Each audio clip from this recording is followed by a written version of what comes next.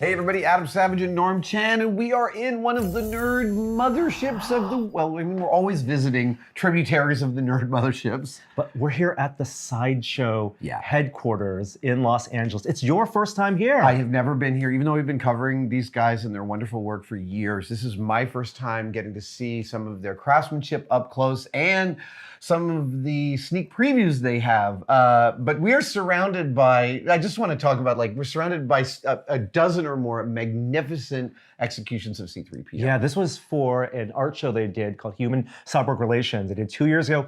We actually, Kate and I, contributed a piece one to of yours this. is in the other room. It's so cool to see this up here, but there's so much artistry and craftsmanship that they have in this facility. Yeah. They're gearing up for their May the 4th Star Wars event. Right around the corner. Today we're gonna get an early look at one of the pieces that they've been working on for a very long time. It's very ambitious. It's really beautiful, and we're going to take a deep dive into how they put it all together. Let's go take a look. All right. Hey Jesse. Hey Adam, we're checking, man.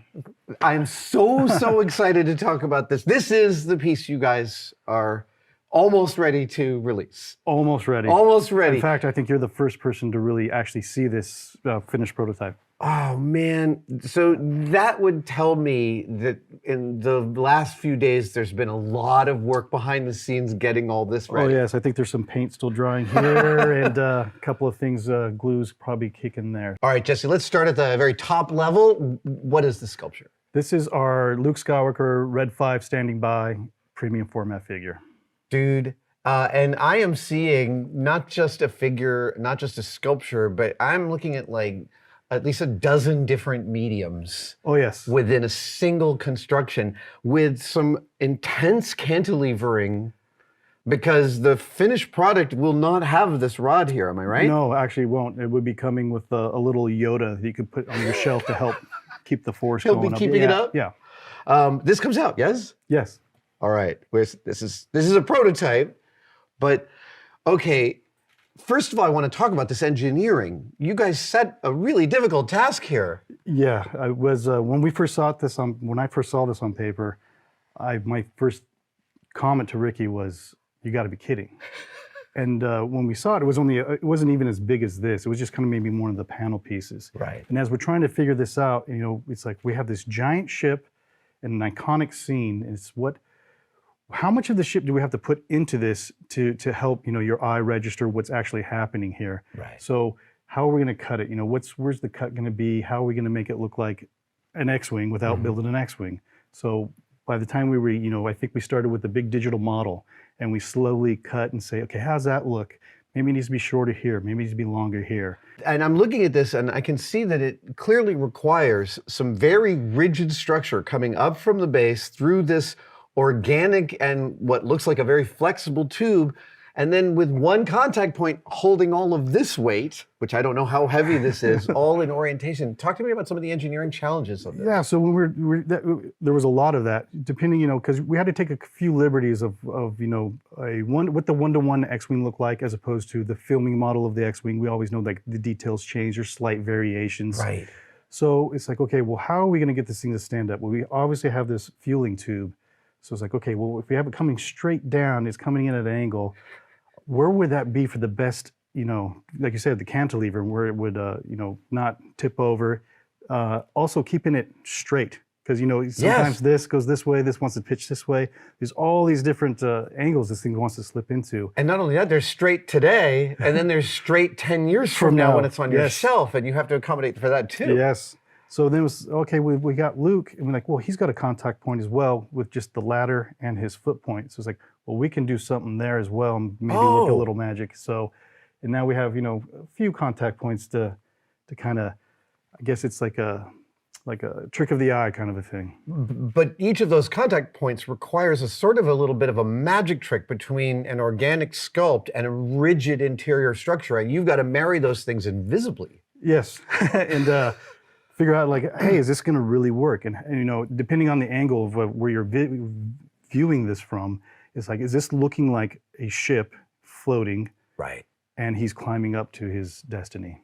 Okay, so talk to me about how many different processes and artisans participated in executing this. Quite a few. Right now maybe about 6 or 7. So a primary sculptor that did a lot of the X-wing and the base and some of the helmet and boots was Aaron McNaught, and he took care of all this beautifully. And that happens primarily digitally at the beginning. Correct. Okay. So the cool thing we're figuring out is like when we're cutting this, it's like we have these cool details on the back. It'd be kind of cool to cut through so you can kind of get a glimpse of some of the interior, like a cross section thing. So you're like, okay, this isn't just black or just cut like a cookie cutter. So it's like, okay, and he had fun trying to figure out, okay, let me just, what if we expose this piece here, or the part of the torpedo tube there, and just, what's going to look great? It's like, is the canopy should be down? Should we have the canopy up? And it's like, well, how about both? When you get this thing, we've decided that you're going to get to be able to pose it either up so you can see into the details, or if your shelf comes down to here, you can at least put the canopy down. I can imagine you guys with all the Star Wars cutaway books looking for inspiration through what many different artisans have pictured as inside. And it's fun because people have interpreted it so many different ways throughout the years, right? So you have like the blueprints that they built the props from. So you're like, okay, this is how they visualized what it was going to be as a big one-to-one. And then, as time goes on, people fill in the blanks. You're like, that's a cool little detail. And Bernie, who's the primary painter on this, is a uber fan of this Luke and this scene. Right. And he was doing cool things where he's like, well, the filming model of the X-wing has this little detail that wasn't really on the big one-to-one. How about we do this and kind of blend these things together? And bringing his passion into this, really just kind of taking everything that we know and just kind of putting it into like the best little compact package.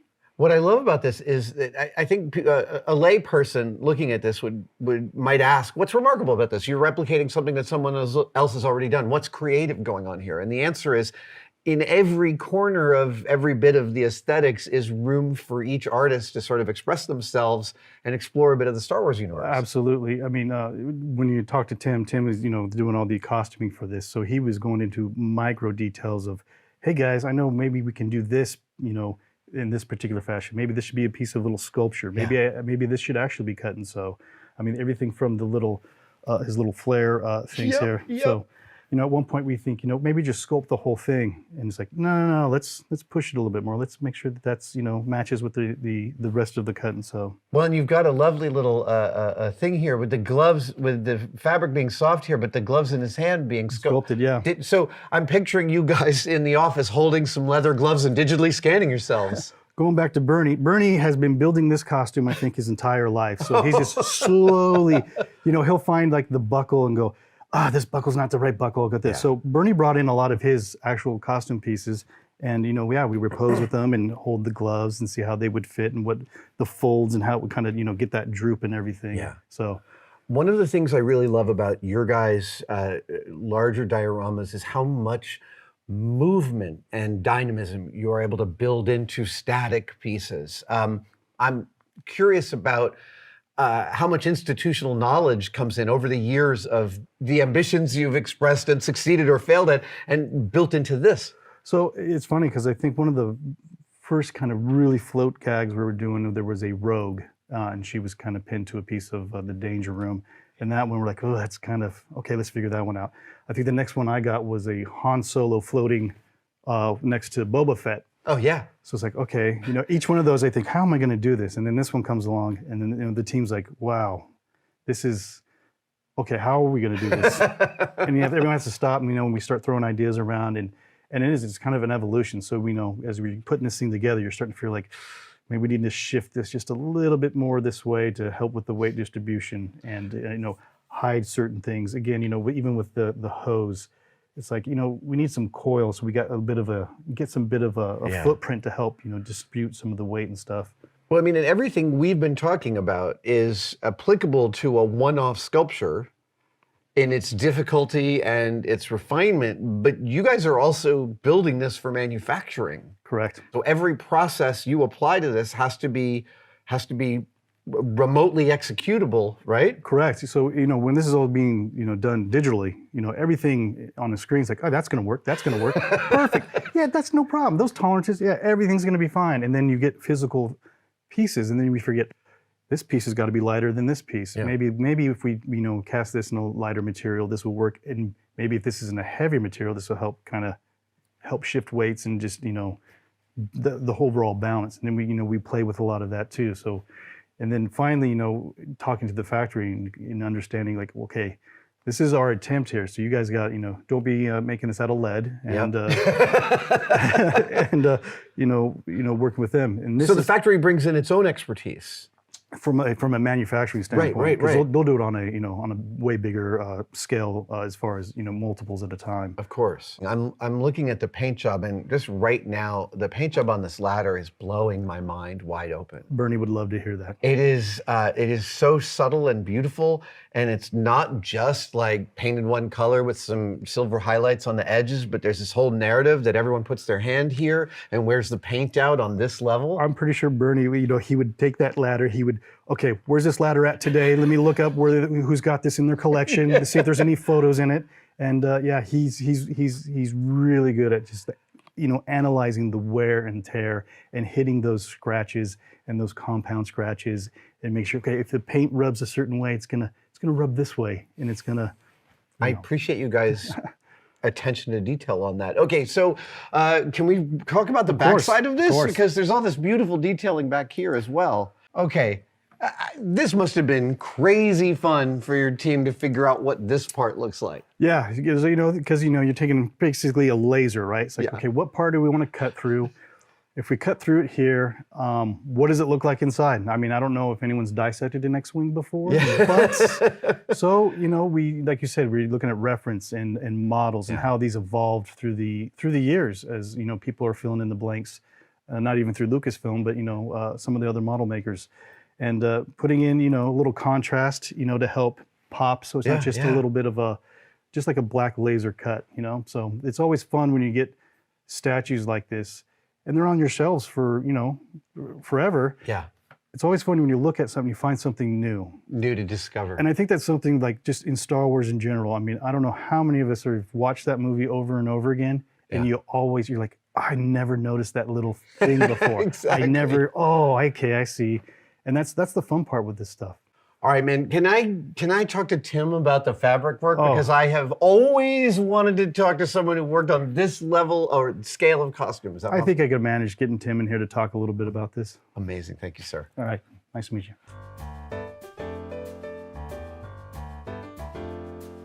All right, Tim, you are the fabric guy on this. And listen, I've been obsessed with tiny clothing since my G.I. Joes when I was a kid. Yes. And I always pictured people working in a tiny sewing machine. So talk to me through the costuming at this scale. It's funny that you mentioned that because I can't tell you how many times that assumption is the thing, right? Yeah. They're like, there's no way you're using a regular size sewing machine for these. But alas, I don't have some special magic sewing machine. It really is a normal one. But, Really? Yeah. Just a little bit of time and effort, and there you go. Now, are you working with, can I start to touch some of these things? Yes.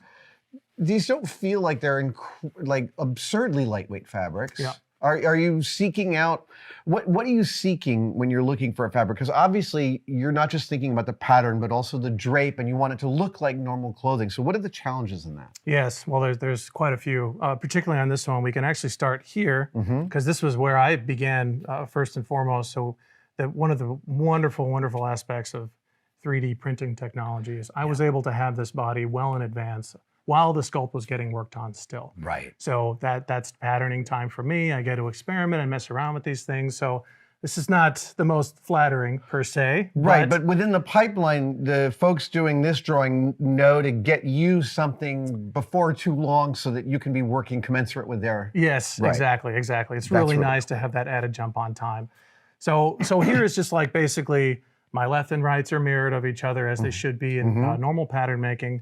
So I get a really good sense of where I need to shift, accommodate, add some fabric, take away, or the areas of control. And most of all for me, especially when costuming to a pose, I have to see where the action is really taking place in the costume. So we're looking at areas here and with a raised arm, and most especially with that raised leg.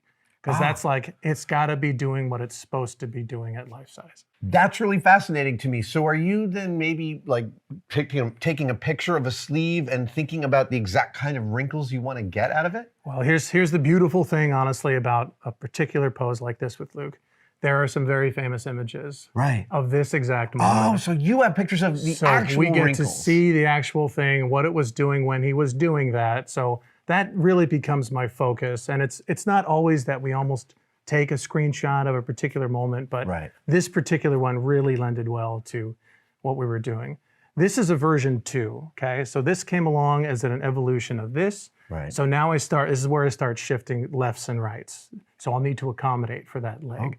So when a leg is being raised, for example, that back seam. It might be a little longer. Exactly, yes. So this is, I kind of had some initial pattern markings here. So then I know, okay, right side needs to do this, left side needs to do this.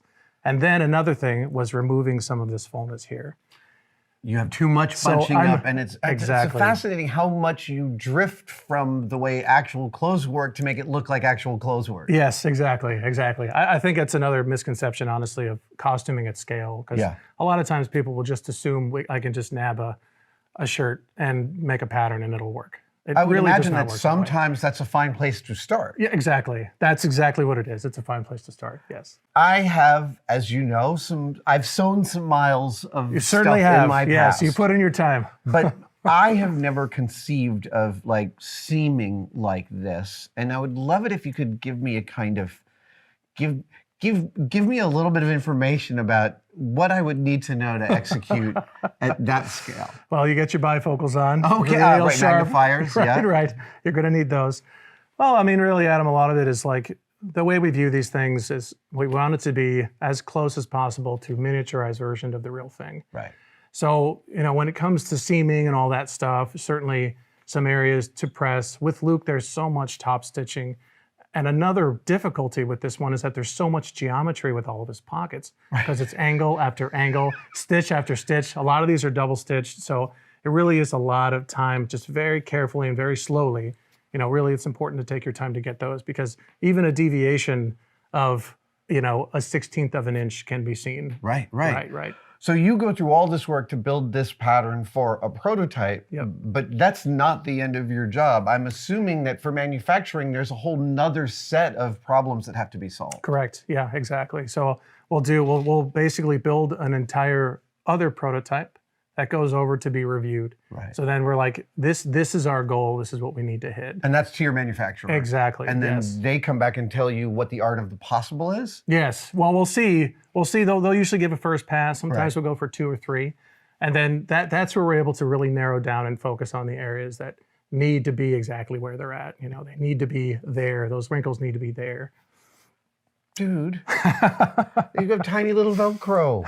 I do, yes. Micro Velcro. Micro it Velcro. Exists. Ultra, yes. that super skinny stuff. Yeah, for sure. My life is so much better now that there is tiny skinny Velcro. It's out there and it's been a huge game changer in this industry for sure. Oh my gosh. So that was an initial pass. Some fabric I had found that scaled really well. We did end up going with something slightly different, but that was certainly perfect for holding all the little flares in there. So are you always on the lookout? I mean, this fabric not only has a scale to its weight, but there's a twill to it. Yeah. And it's a defined twill. You must have tons and tons of weird fabric samples to execute all sorts of different costumes. Absolutely, yes. It's always tricky scaling materials. You mentioned twill. Certainly, that was a major component of his flight suit. Because that is definitely in there, and I'm like, there's no way I'm not. So I quite literally searched all over the world. We did find stuff that was that scaled beautifully and gave us some fantastic wrinkles at scale. So at least it's not ripstop. No, it's not. Are we allowed to say that? Well, I just couldn't. It's not ripstop. I mean, that would just mean I would imagine scale ripstop would be like, let's just print it. Yeah, exactly. Now, sometimes, these things have to be fully custom made. Also, you've got the crazy vest. Now, this was part of an RAF pilot's uniform. Correct. Am I correct? Yeah. From an A7 Corsair altitude suit? All right. Yeah, I don't have to say any of that. Thank you. that seems to me like its own particular difficult problem to solve. Absolutely. After getting through the flight suit, I knew that vest was going to be difficult. And really, the beauty of going back, and we've seen this suit a million times on screen, in photos. We've seen that vest 100 times. How do we replicate that, one, in life size, let alone scale everything down? So the cool thing about these that I found was they have the ribbing, and then they'll have a spacer, and then ribbing, and then spacer, and ribbing. And it kind of goes down this whole way. Right. So I kind of ended up building myself a little jig using these two little brass rods. No So way. I have something nice and sturdy. So as I was going and stitching, I would wrap it very tightly, stitch, and then move it and put it in the next one, and then wrap very tightly and stitch. That is how I had to do it. Yeah. And then in addition to that, like, that's a doable thing, but then if it doesn't drape, I could imagine you sew this together and you've maybe chosen the fabric that's like a quarter of an ounce thicker, and the thing just is a plate on Yes, this. So it yes. also has to sit across his body in a way Absolutely. that looks natural. Yes, yes. And what makes it even cooler after that is that, as you know, there was tubing down each of those, Yeah. right, in the real thing. So we found this great 14 gauge aluminum wire. So perfectly cut, flexes very Amazing. nice, very nicely, Yes. right? Certainly Right. much nicer than this brass nonsense. So sits in there, and you really can get a beautiful fit over that body. That is gorgeous. And then you have to work with your manufacturer to be able to execute that at Absolutely. scale. Everything I'm doing has to have that in the back of my mind constantly. So somewhere there's a PDF of exactly how to make this one. I mean, does it end up being that you guys work out instruction sets with your manufacturer for every little tiny piece? Really, it depends. Right. Sometimes for something as elaborate as the vest, we do have pretty extensive patterning and very Right. before and after sort of a thing. So this I have is a front. It's like a before and after, if you will, because how much of that thing ends up compacting. And I got to keep that curve going on either side also. So that was something to be conscious of. Actually, I just realized, right, you have this cantilevered sculpture Yep. in which Luke is unwittingly, invisibly part of the structure. Yes. That also impacts your costume Very in much. terms of when it goes on the figure and how this whole thing comes together, doesn't it? Yes, yes, absolutely. Oh my God, Again, it's just sinking going- in how complicated this is. It is a lot, really, a lot more than people realize for sure.